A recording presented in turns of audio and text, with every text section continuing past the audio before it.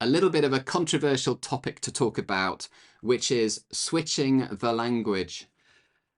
So I've been involved for the last 10 to 20 years with helping non-native English speaking professionals improve their English to the point of fluency.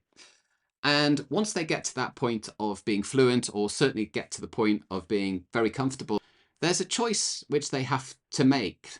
And that is, when do they switch between using English and when do they stick with their own native language? And I'm talking about from a business perspective. As many of you know, before my teaching days, I used to spend a lot of time effectively sourcing products from Chinese manufacturers. And I always used to recall the feelings that I had when the language was switched between English and Chinese, English and Chinese, English and Chinese.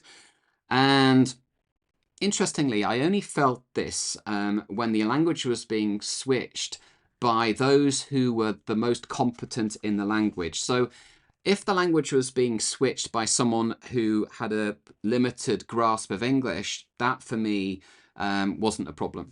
But when somebody switched the language who was comfortable in English, I used to feel these feelings of disconnect, frustration, and eventually annoyance. The relationship would be diminished in some little way every single time the language was switched. And the main feeling was a lack of trust. And interestingly, there were other occasions people chose not to switch the language. And that for me had the opposite effect. So that built my trust with them and enhanced the relationship.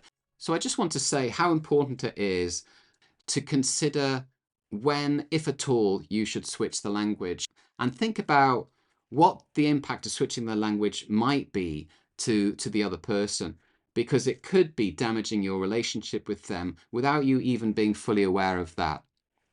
Thanks very much for listening.